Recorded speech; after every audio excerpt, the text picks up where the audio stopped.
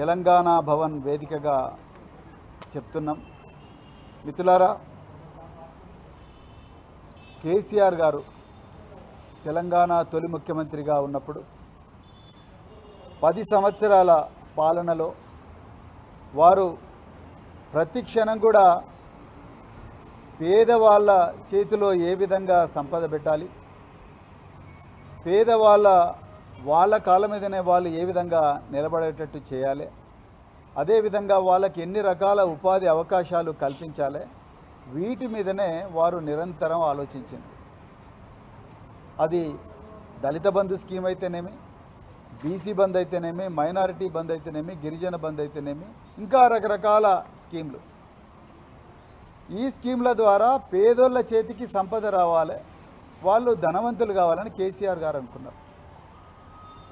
కానీ రేవంత్ రెడ్డి గారు ధనవంతులను మరింత ధనవంతులు చేసే స్కామ్ ఒకటి మొదలుపెట్టిండు. అట్లా వందల స్కాములు చేస్తున్నాడు.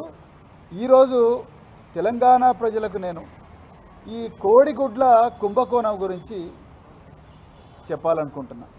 రేవంత్ రెడ్డి చాలా జాగ్రత్తగా ప్లాన్ చేసి తెలంగాణ ప్రజల కళ్ళు కప్పి ఎన్నైతే కుంభకోణాలు చేస్తున్నాడో ఆ కుంభకోణాల్లో పేద బిడ్డల పొట్టగొట్టి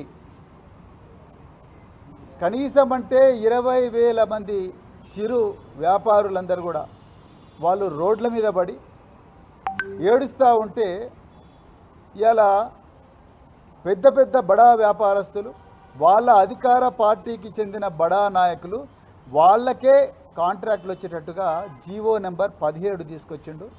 దాని గురించి ఈరోజు తెలంగాణ ప్రజలకు వివరించాలని అనుకుంటున్నా. కాంగ్రెస్ పార్టీ అంటేనే కుంభకోణాల పార్టీ, కాంగ్రెస్ పార్టీ అంటేనే కమిషన్ల పార్టీ, కాంగ్రెస్ పార్టీ అంటేనే అక్రమ కేసులు పెట్టే పార్టీ, కాంగ్రెస్ పార్టీ అంటేనే ప్రశ్నించే వాళ్ళందరినీ జైలుకు పంపించే పార్టీ. ఇది కాంగ్రెస్ పార్టీ నైజం. ఇలా తెలంగాణ ప్రభుత్వం రేవంత్ రెడ్డి హయాంలో గురుకుల పాఠశాలల్లో ఇప్పటివే 103 మంది పిల్లలు చనిపోయారు. ఈ గురుకుల పాఠశాలల్లో ఎన్నో విషాహార సంఘటనలు జరుగుతూనే ఉన్నాయి.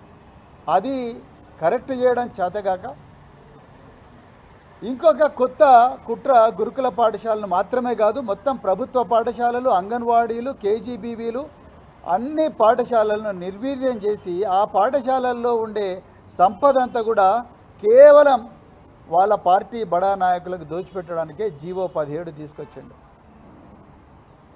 నేను కొన్ని ఉదాహరణలు మీకు చెప్తాను. అందులో ప్రధానమైన ఉదాహరణ కోడిగుడ్ల కుంభకోణం.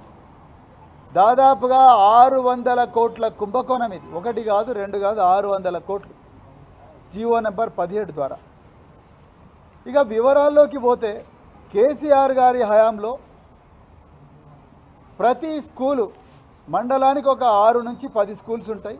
ప్రతి స్కూలుకు కూడా కాంట్రాక్ట్లు ఉండేవాళ్ళు. అంటే స్కూలుకు బియ్యము, పప్పులు సివిల్ సప్లైస్ డిపార్ట్మెంట్ రేషన్ షాపుల ద్వారా, గోడౌన్ల ద్వారా సప్లై చేస్తే, నూనె కానీ, పాలు కానీ, కూరగాయలు కానీ, చికెన్ కానీ, మటన్ కానీ, మరి ముఖ్యంగా కోడిగుడ్లు కానీ, అదేవిధంగా మిగతా చక్కెర కానీ, పసుపు కానీ, కారం కానీ, ఇవన్నీ కూడా రకరకాల చిరు కాంట్రాక్ట్లు సప్లై చేసేవాళ్ళు. అంటే ఒక స్కూలుకు ఆధారంగా కనీసం అంటే 10 మంది చిరు కాంట్రాక్టర్లు బతికేవాళ్ళు.